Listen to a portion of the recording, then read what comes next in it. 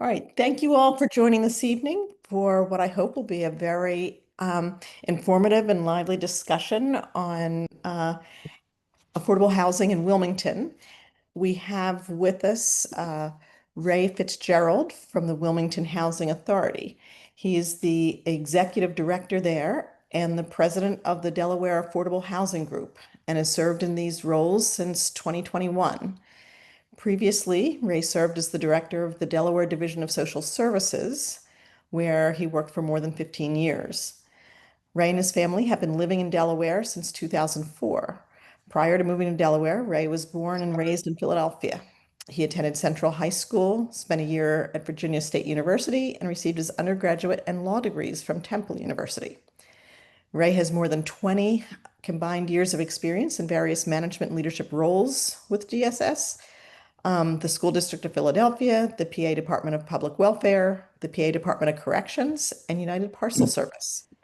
Ray also has more than 20 years of experience as a volunteer, youth and high school football coach, a board member for multiple community and service organizations. Ray's personal and professional approach to his work is a result of his diverse work experience. He is passionate about supporting vulnerable populations, and he is committed to sacrificing and finding solutions to problems that exist. His goal is to never say his agency can't do something. We will find a way or we will make one, as quoted by Hannibal. And before I turn it over to Ray, I will just say that when I first met him, he was at in the Division of Social Services, and that is exactly my experience with him. Anytime we asked for something, he would say, "We will find a way. Let's talk about it." So I'm glad to see that is his mantra and that he's still doing that at WHA. So with that, I will turn it over to you, Ray. Thank you, Lynn. Thank you guys for having me and giving me some time to talk to you this evening. I'm going to share my screen so you guys can view the presentation that I'll be going through. There you go.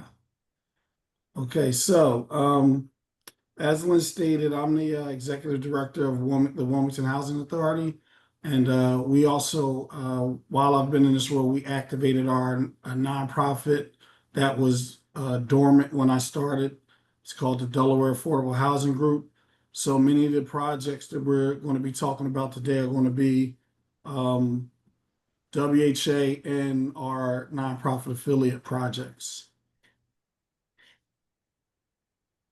So just if you didn't know this, WHA is the largest affordable housing provider in the state of Delaware.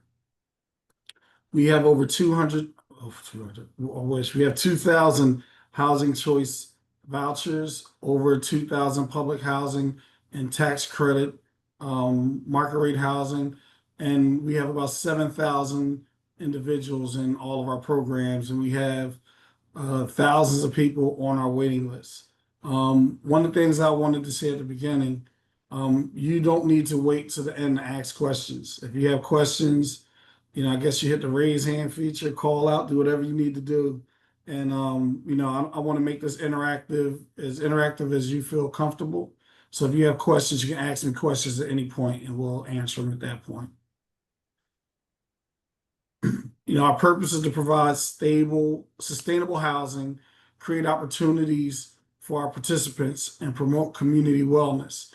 So one of the things that I'm proud of and we'll be talking about in future slides is because of my background, I think I don't approach housing like a typical houser would, or we do things different than typical housing authorities do.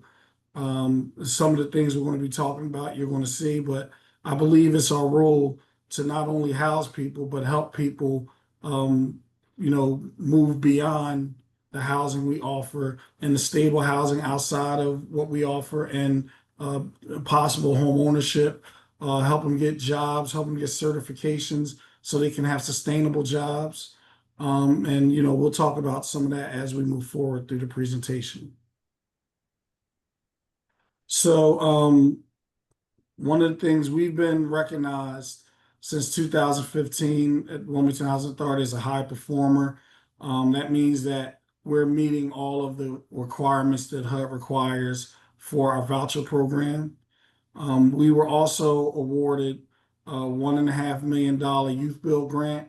For anybody that doesn't know, Youth Build is a program that funds organizations to help young people aged 16 to 24 uh, find job, get certified, get a high school diploma, and find jobs. And we're pretty successful with our program. And what I like to do with our programs, and I'll talk more about it when I talk about the lead program. It's also listed.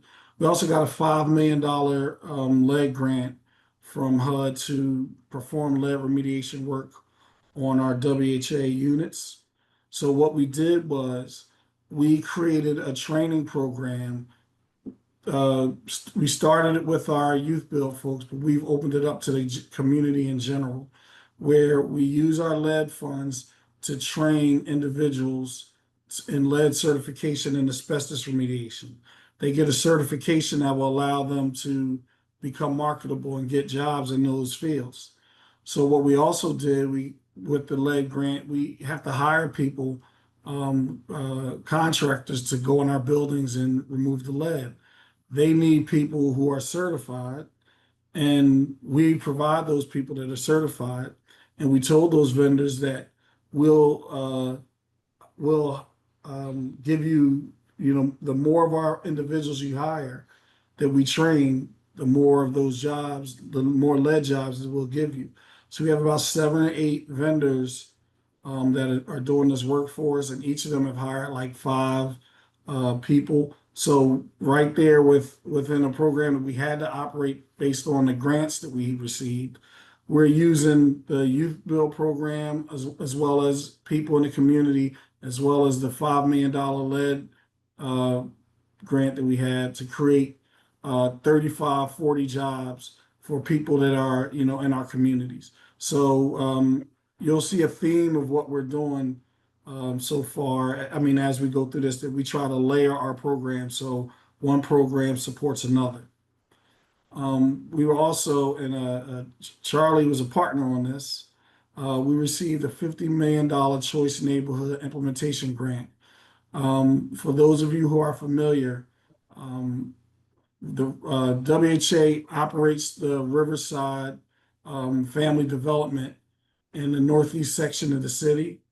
And in partnership with Reach Riverside, we were able to get this grant award, and the grant will go towards demolishing the 500 or so obsolete units that are there and replace them with 700 units throughout the community. It'll also be used to help fund the new Kingswood Community Center that's being built.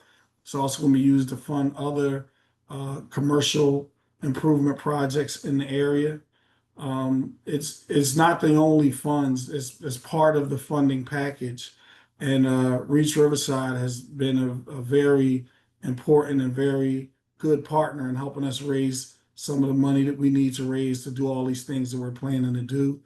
It's an excellent partnership. We have 141 units that we've built already, and we have about another 110 in queue that will be put in inventory soon. And it's made a significant impact on the community in that area. So we just hope that, the continued expenditure and continued partnerships in that area will help us continue to make improvements in that area.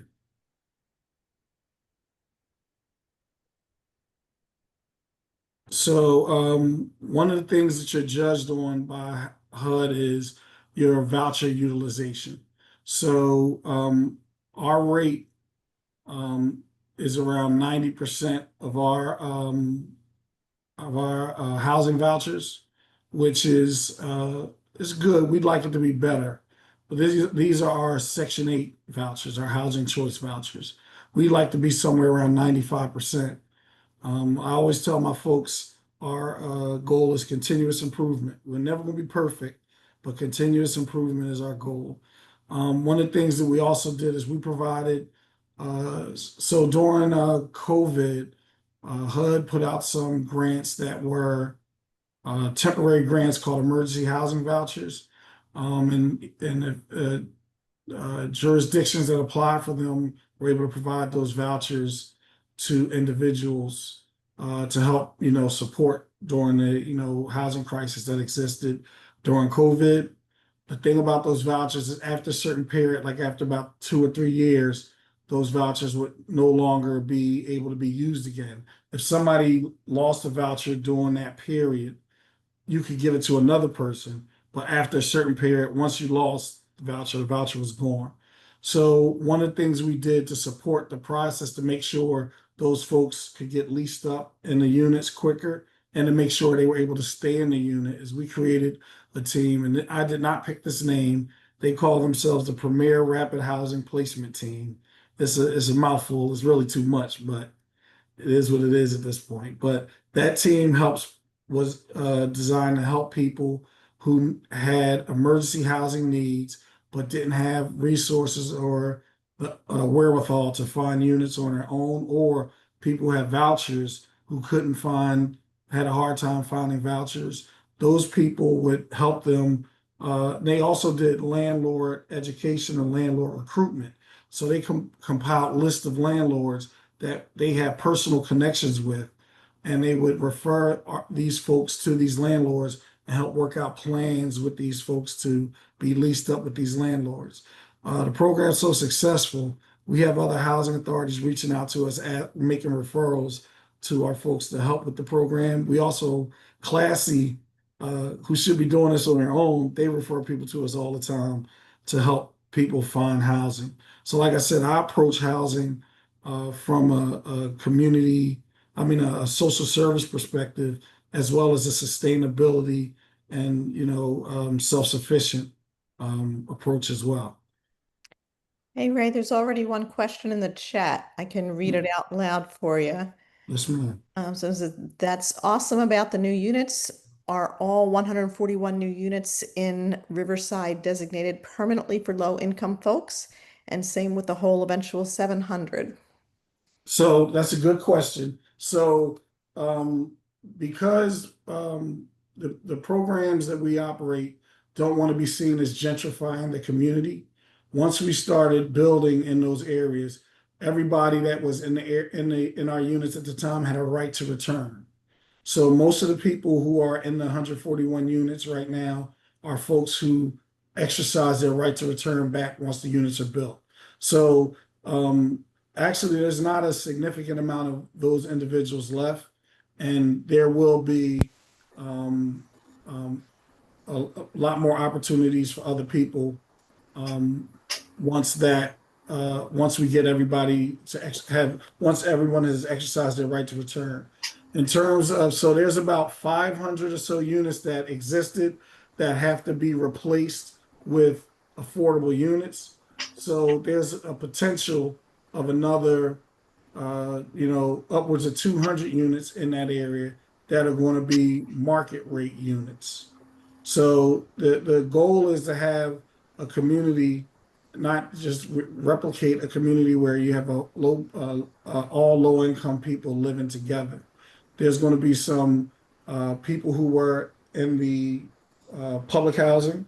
There's going to be people who are maybe made too much to live in public housing, but still are meeting the affordable housing catchment category. Like say people that are under 80% of area median income. It's called AMI. I'll explain that in a minute. And there's also going to be some market rate and home ownership units as well. So the thing that people misunderstand about market rate units, about affordable housing, they think that affordable housing are all people who are destitute and have no money, and that's not the case.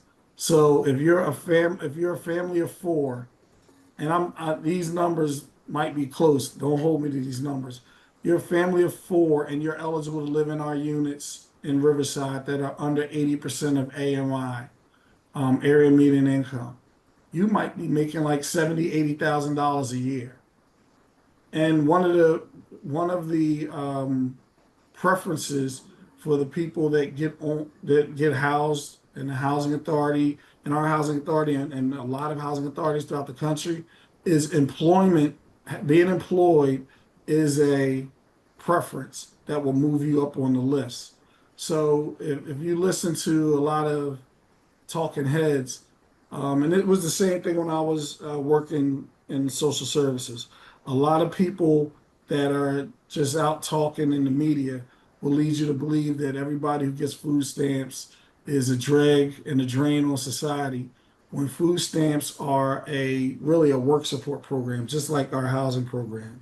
So the last data that I was aware of when I used to work for social services, 70 to 80% of the people who receive food stamps are working or who have worked in the past 12 months.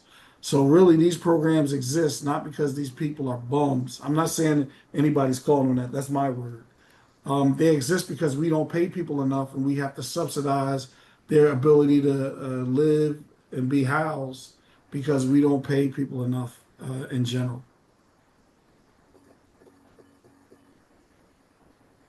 Did I answer your question? I hope I did. I didn't ask another one. No, thank you. You Okay. did. Thank you. Okay. And I really appreciated the extra context too. Yes. Yes. So this is the premier rapid housing placement team. This is the team that I just talked to you about. In 2004, they helped 256 people find housing, and not 2004. I'm talking about.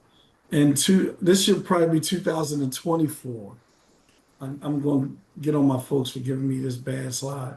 And then so far this year, they've helped 180 people find housing. When I say find housing, let me make sure you understand. And this is not like a flex or something I'm saying. This is like just to highlight how well these folks do.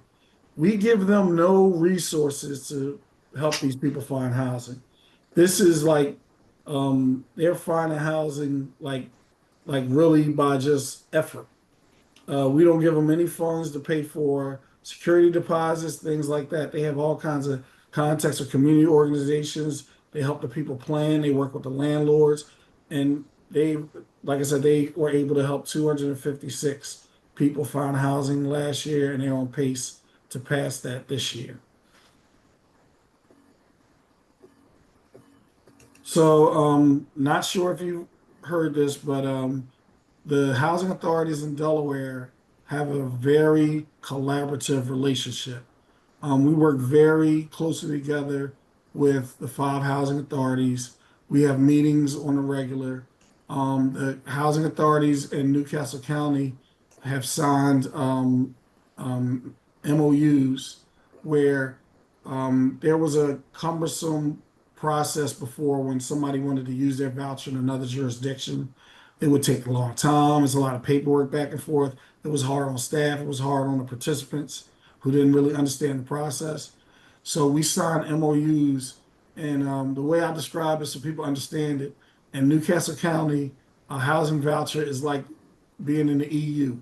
You can move to any jurisdiction in Newcastle County and find housing and not have to go through the complicated port process or create issues created with the landlords or things like that. So that was very helpful in helping the folks maneuver in Newcastle County. The part of the issue too was in Newark and Newcastle County, they were underutilizing their vouchers because their vouchers, one, would not be enough to pay for some of the housing that was available. A lot of landlords would choose not to rent to voucher holders. And so the fact that now people from their jurisdictions can find housing in Wilmington where we don't have those issues, it created an opportunity for those folks to house their participants more easily and to meet HUD's requirements as it relates to their voucher utilization rate. Any questions? So we talked about this before. This is a youth build and a lead abatement program. So at the time that this PowerPoint was put together, we've trained 139 participants, and which has led to 95 jobs with certifications for the participants. So these jobs that we're getting these folks who are participating in these programs are paying significantly more than minimum wage.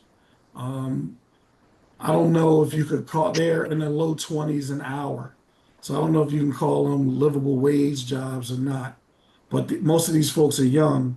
So I would say it's livable wage for them at present.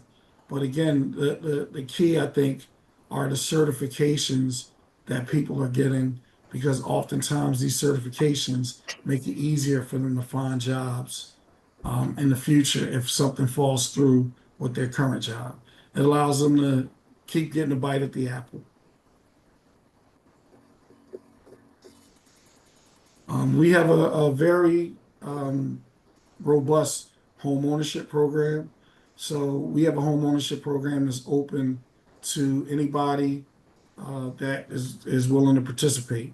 So it's not just for WHA participants, it's for anybody. And there's classes that folks take on budgeting, on how to maintain your property, on, teach them how the mortgage works, teach them about taxes and insurance, things like that.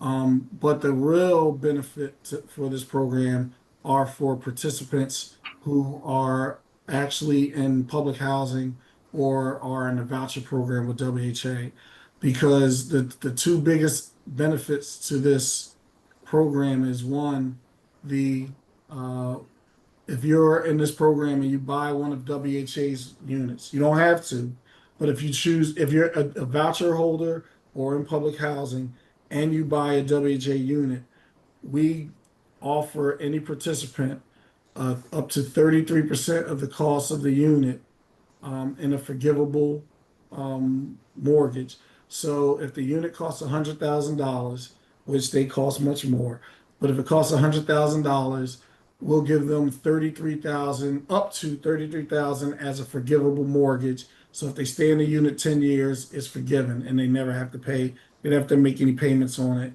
or anything like that. So after 5 years, nothing happens. But after from 6 years, 6 to 10, 20% of the forgivable amount is taken off until the 10th year, where the last 20% is off. And they have a lot of equity built up in the house at that point. The other benefit is, which believe it or not, I think is better than the forgivable mortgage, is whatever their subsidy was that they received to live in public housing or in Section 8, that subsidy, once they buy one of our units, I think that subsidy is for people who buy any unit, but that subsidy converts into a mortgage subsidy. So if you were getting a $600 a month subsidy to be in public housing or to be in Section 8, once you are in this program and you buy a house, it converts. So that previous rent subsidy will convert into a mortgage subsidy for 15 years. And then if you're disabled or elderly, it'll remain in place for 30 years.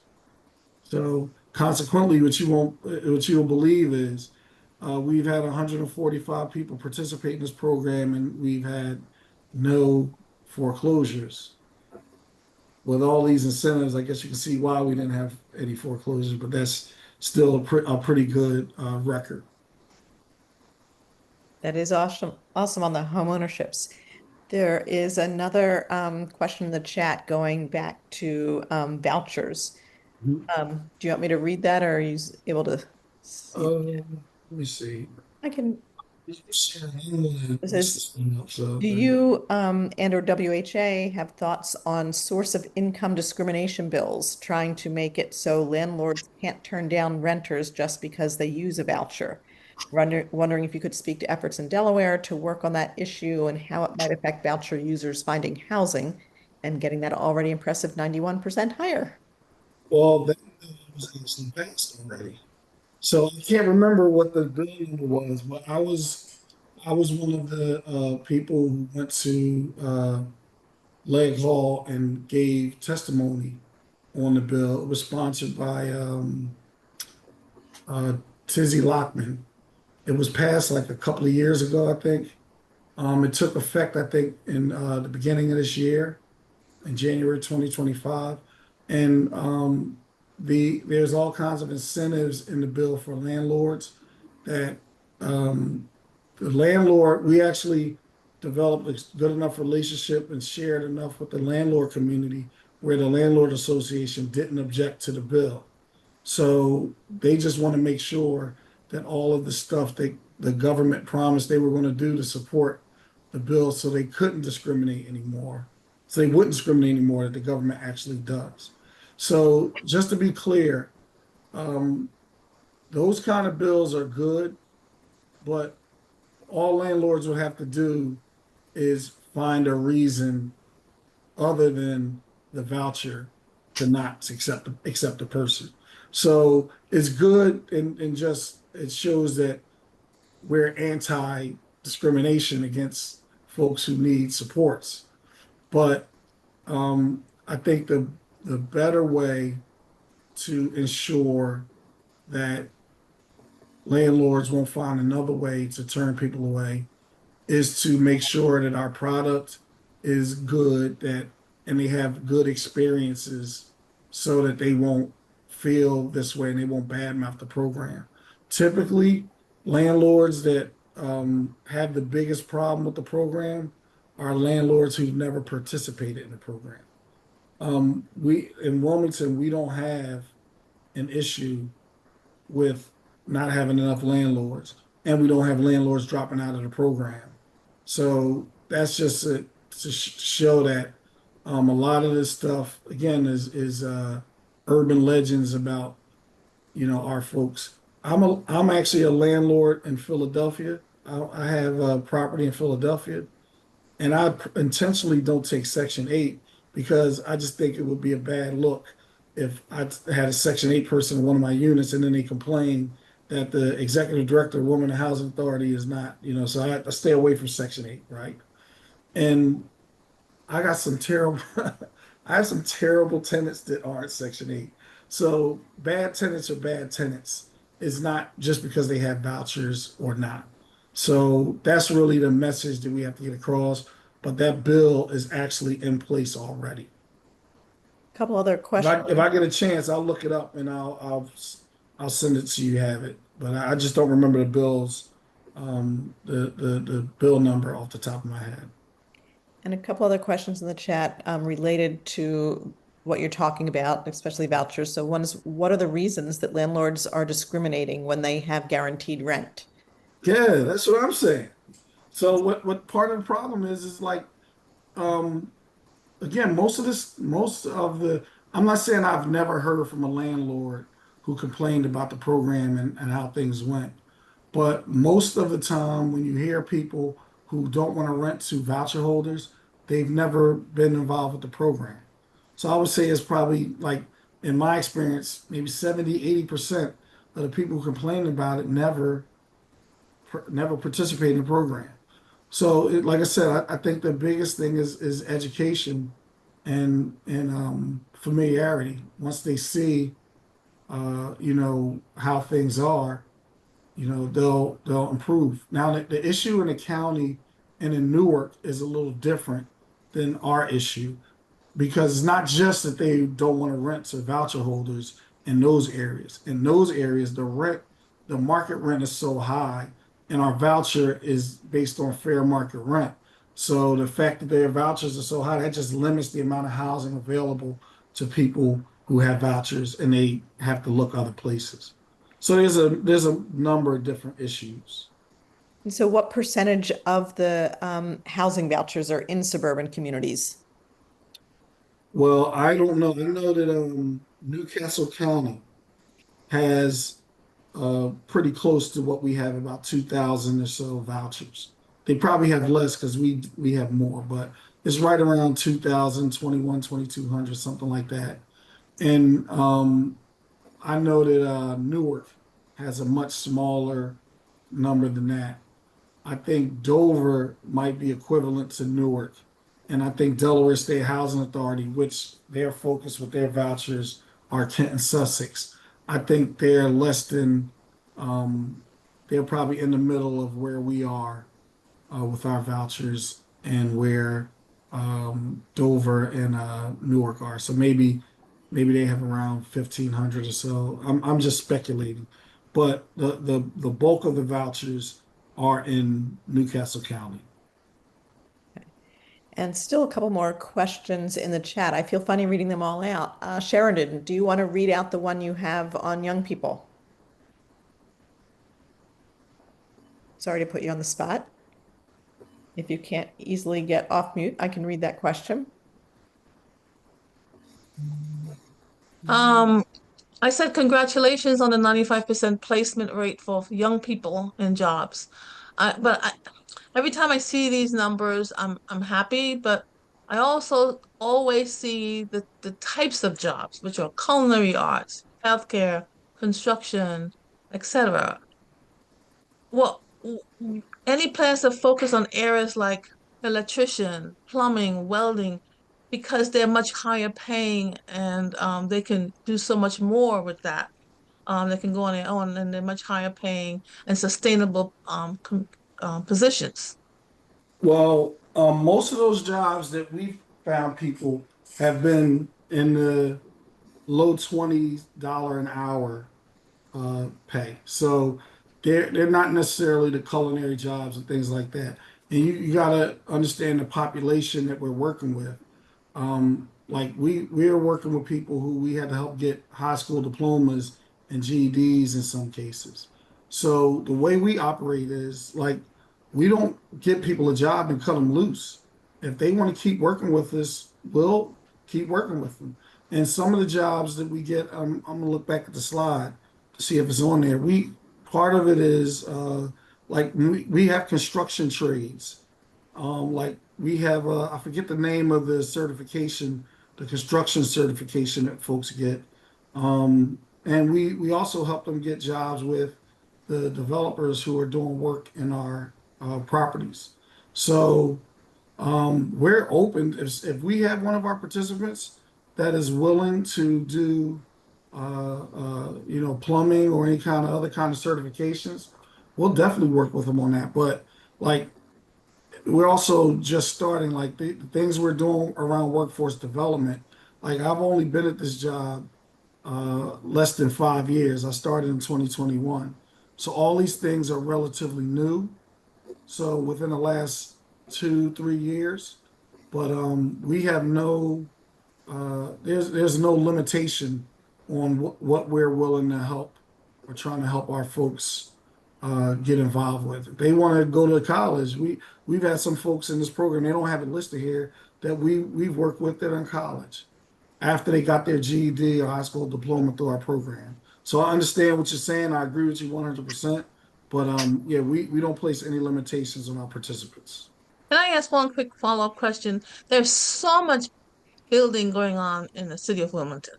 So much. I mean, so can some of those people or some of your people on those sites, not just, your sites, and then when the contract is over, then those people get let go, but can they be on those other sites like the Chinny Pollen sites and all? Can they get the work where there's work everywhere and they're not going to get So laid off so let me right after let your me let go me ahead. say this. So we have um our through and I don't know if this is on the slide anywhere, but through our nonprofit separately is building. This is separate from Riverside. We built 3 houses on the 800 block of Bennett Street. And we built those houses for the participants in our home ownership program. All of our, and it's a requirement with HUD, it's Section 3 of the IRS regulations. And it requires you to have a certain amount of the money spent on projects that are a certain dollar amount, that you have to have low-income people or people from the community working on these projects. Every one of our projects meets that requirement. So you talk about these big jobs. We're building 700 houses in the Riverside area. That's the biggest job, and we are using our participants are involved in all phases of those projects. So, to answer your question, we have enough going on with our own projects where we can definitely support what you're suggesting, and we do. And we're definitely willing to work with other contractors, but they have to be willing to work with us as well. So, like again, there's no limitations. We're willing to do whatever. If you have some ideas, shoot them my way. We'll definitely look into that. We're also, just to be clear, we're building through our nonprofit 17 houses on the 3300 block of Market Street. Those houses are market rate units, and the money that we make from those projects we'll be using to fund affordable housing projects throughout the state through our nonprofit.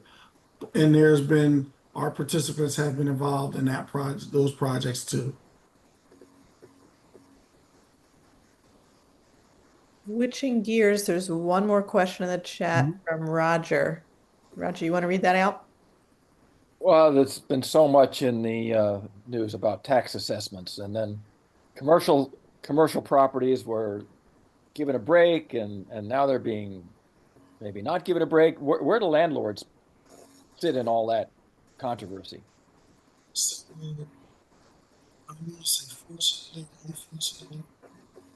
I think something's happened to your microphone, Ray. Can you hear me?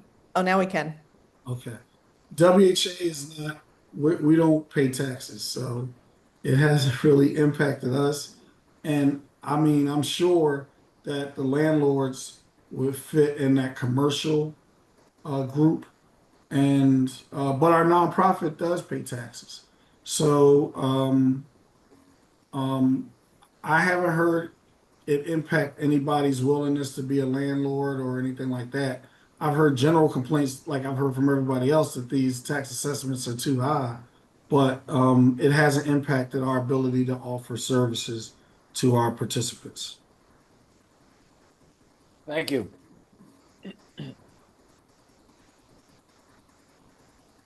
Lynn, should I keep going? Yeah, I think we've emptied out the queue of questions in the chat. Good. So one other program in terms of neighborhood revitalization I'd like to talk about is one of the things one of the programs I'm really proud of. I'm proud of all our programs, but particularly this program is we have a program is very poorly named. It's called our partnership program, right? And what this program is when I got to WHA, we had about 35 long-term vacant units. They were units that were vacant for, in some cases, over 30 years, right? And that wasn't good for our reputation in the community. That wasn't good for the community because you have this eyesore and possible, crime-ridden kind of structure in your neighborhoods, and it wasn't providing what we're supposed to provide, housing for people who need housing. So, and the reason that these units are like this, for the most part, is not because housing authorities are lazy or anything like that. It's usually because for some period of time when these units became vacant, HUD didn't provide enough money for the unit to get for housing authorities to maintain their units. So this is a problem throughout the country with many housing authorities. So one thing we did is we used the funding that we could allocate to renovate a portion of the houses. What we did for the other units was we created this partnership program. So we work with new and upcoming developers and existing developers. We went to them and say, listen, I got a unit. One of the biggest problems for developers is acquisition costs when they get a unit to renovate. So we went to these groups. One of the groups we worked with closely was Jumpstart Wilmington, which is a, a developer training program for women and minorities. So we met with them. We had some developers that, just contractors that were in the developing units.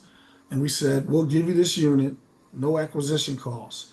You fundraise the money to fix it up. And when you fix it up, we'll help you find a tenant. We'll split the rent with you. We'll take 20% of the gross rent. You take 80.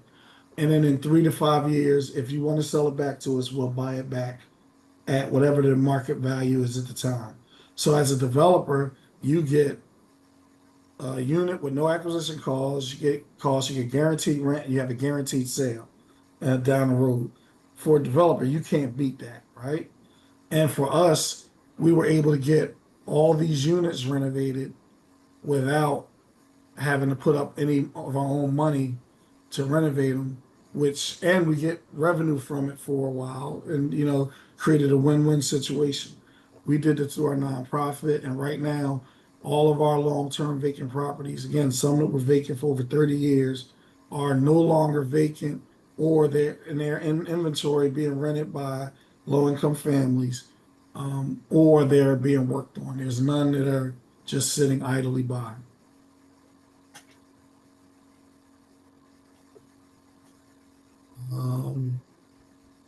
So just housing, basically houses in general are required to make sure that they're offering fair housing opportunities to the participants. And we think we do more than is required with the tracking, transportation, inclusive housing programs, and the different wellness programs that we have going on. We think we are overachieving in this area. And, we believe that the programs that we have in place, and we believe that the processes that we have in place, we think that these things have a good chance to break cycles of poverty and improve communities, and have a long-term impact on the success of the young people, particularly that are in our programs. So here's my contact information. I'm open to any kind of ideas or suggestions or strategies that anybody has. And if you have any more questions, I'm here to answer your questions.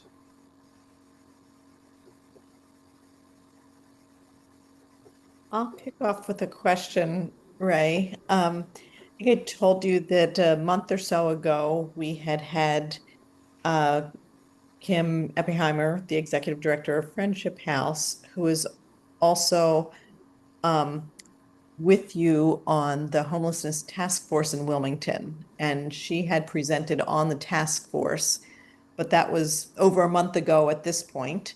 You guys are getting ready to vote on the final report and things. Is there an update that you can provide us? And in particular, parts of the report that speak to affordable housing, which is what we've been talking about tonight. So there's in the report, there's not a lot of information about affordable housing. There won't be. It's most of the strategies in the report are about are focused on remediation for the homeless people. So finding supports and services for the homeless population. So when I know they're talking about the pallet village and things like that, creating something like that up here, pallet houses or other kind of temporary housing structures, but it's not really housing heavy in the report. It's strategy heavy more than it's housing heavy. Isn't there a piece, though, that does make recommendations about new developments and a certain percentage being set aside for affordable housing? Yes, there's something in there about when there's new developments with, particularly with city funds, that I think the what's being offered is 20% of that will be made affordable. But I think based on I think stuff like that is not really impactful because if you're looking at most of these big projects are involve tax credits, and if you get a tax credit, that's kind of required. So I don't know how impactful that would be for the city to say that, but it's in there. And help me understand why it's not impactful. You're saying that they already are required to? Yes, if you get a big project, most of those big um, projects have like a tax credit component. If it's a tax credit project, it's required to have um, affordability involved in the project. So why not push the task force to up the ante, and instead of requiring 20%, why not 30%? Let's That's being tackle the discussed. crisis. We know we That's have this affordable housing crisis. So, instead of 20%, why not push to recommend 30%? but that's part of the discussion. I think at the meeting I think we vote on this on Tuesday. I think at that meeting, if they take any recommendations, I'm sure that's going to be one of the recommendations. Lynn, this is Charlie. I'd like to offer a comment and a compliment to Ray because I just really admire and endorse the holistic approach that the Wilmington Housing Authority is taking to dealing with its residents. The holy grail of economic mobility for people that right now are getting public assistance is a quality job. And Ray, your organization, holistically dealing with the entire family's needs in all areas, workforce development, and that sort of thing. That's just fantastic. Really compliment you on that. Thank you, sir. Thanks for your support. There are more questions in the chat again as well.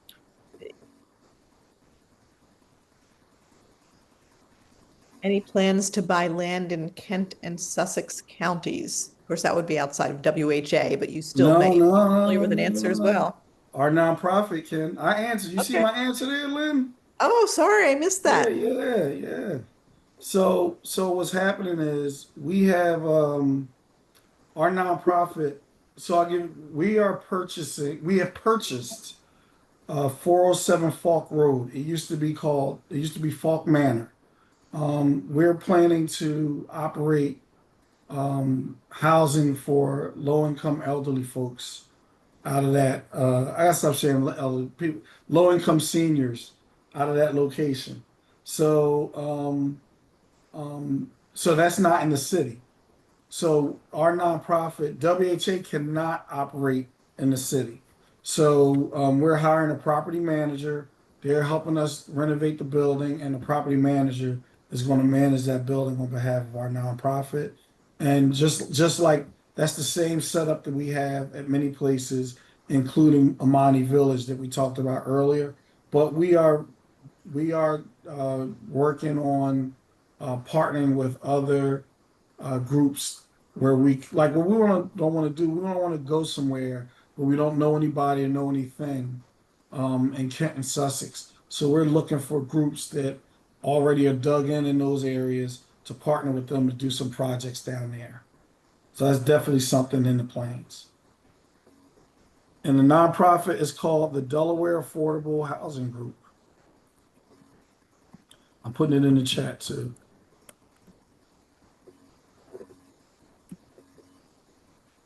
Also put a link to the draft report in the chat.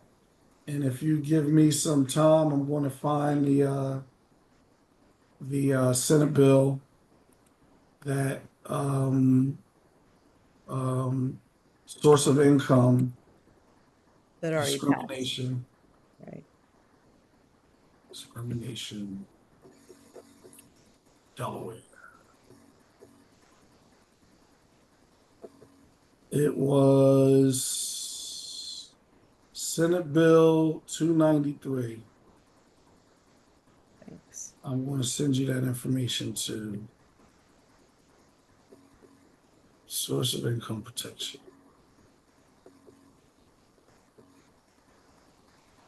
So it was Senate Bill like 50 at one point. Then they, fussed about it, and they had to take it into another session. But I just sent the link to the legislation. And, oh, I see. I was going to ask Miriam to read a question. She still has the chat, and then Sheridan has her hand up as well. Miriam, you want to read your question from the chat?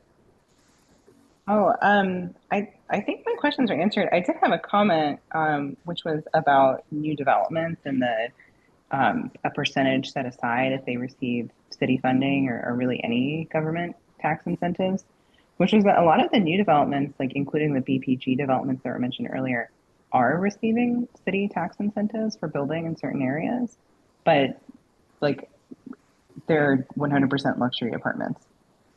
But Ray, were you referring to low income housing tax credits? Is that the program you were talking about? In terms of Yes. that? Yeah. Okay. That makes sense.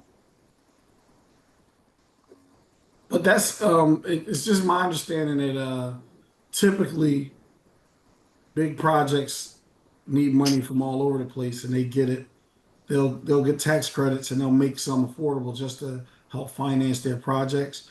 Of course, it's not 100%. Yeah, I think at least like when I had seen people talking about a percentage set aside if there was city funding, I kept thinking about the incentives that are often outside of the low income housing like world. Especially like there's incentives for building in certain streets in Wilmington.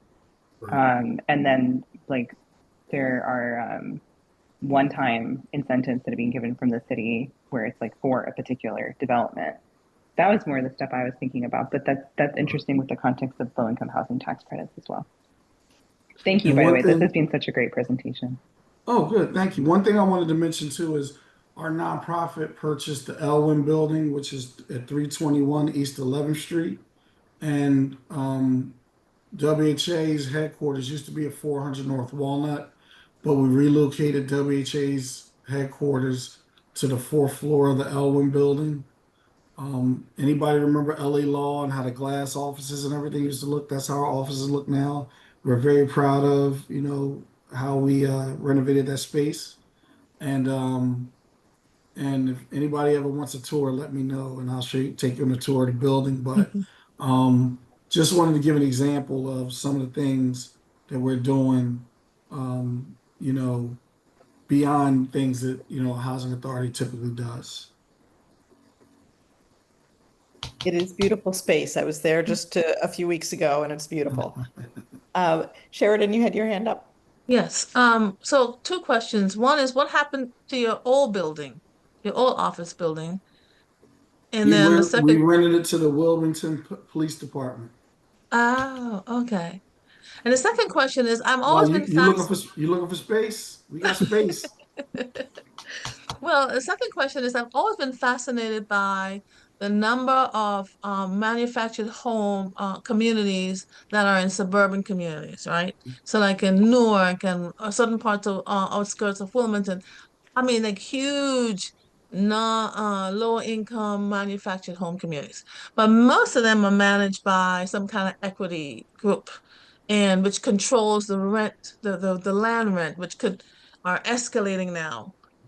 But is there opportunity or I don't know, there may be some laws that are preventing you to do that. Can we buy land and then put manufactured homes on those lands that are owned by your company, your organization, your nonprofit, so that those land rents don't um, escalate by these power hungry, money hungry people because So they're we affordable. People can own their own house. It's affordable, and they can have nice communities.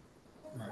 So we actually have explored buying land. One is a huge plot of land in Smyrna that we were thinking about having our nonprofit buy so that we could build housing on that community. We actually talked to Mayor Pazicki about putting when he was mayor, putting some of these like manufactured units on our lots. And Mayor Pazicki's a builder. He didn't want to hear anything about manufactured units in the city. But it's definitely something we've been thinking of and we're considering. Absolutely.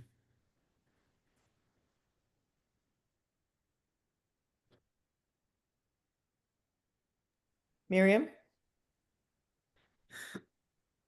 I had kind of a question, Ray, that I was thinking about when you were talking about the task force work, and also with the programs that WHA does in terms of like helping people get jobs and whatnot.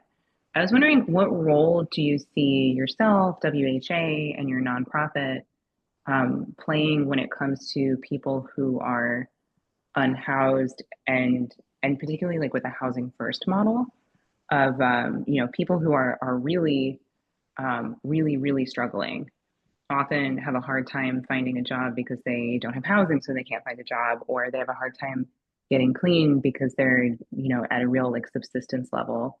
And some models talk about housing first before dealing with other issues that someone has going on.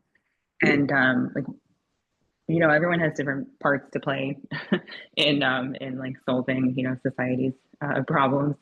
But it sounded like a lot of what you're doing, and I like a lot of what you said about um, how people have this image of people who are in low income housing and how it's inaccurate. But what role do you see yourself in the organizations you work for playing when it comes to people who are really really struggling, like at that really subsistence level? So just to be honest, like the whole housing first discussion, I think is a distraction because I think my goal is what do I need to do to help this person, regardless of what it is, regardless of what the situation is. If it's housing, we're going to help with housing, but it's like a catch-22 because in order to have housing, you have to have the ability to pay for housing. And if you need and remember, I come from a social service background. If somebody's in social services, if somebody was uh, homeless, we would let them use our address for them to get mail for jobs or anything at social services.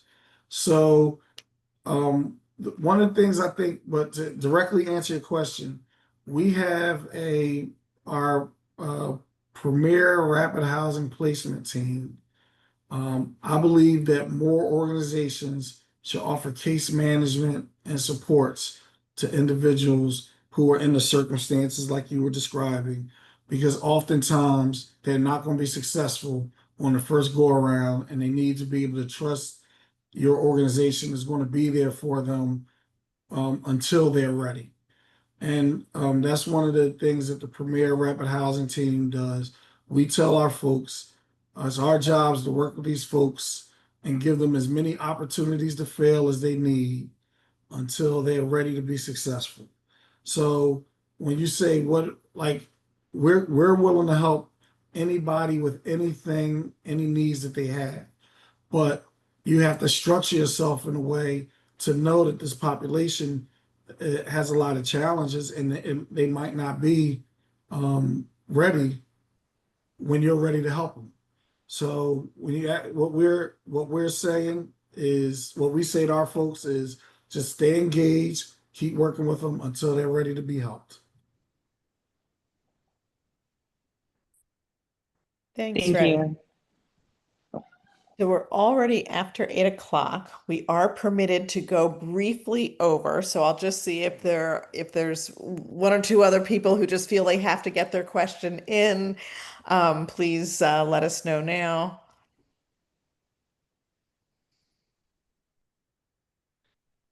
No, okay. Well, then, thank you very much, Ray. Really appreciate you coming and presenting to us. And I will do my little ad for next week. Next week, we will be having, oh, now I'm going to blank it. The is from the food bank from External Affairs. And I'm blanking on his name, Chad, I think it is, but he will be presenting. Chad Robinson. Thank you. He will be presenting to us about the food bank, their operations, and some of what they may be up against going forward with the, scary funding situation on the horizon. So he'll be talking with us about that next week. So I hope many of you will come back to hear about that. And again, thank you very much, Ray. No problem. Take so care. much. Y'all have a good night. Thank you. Thank you.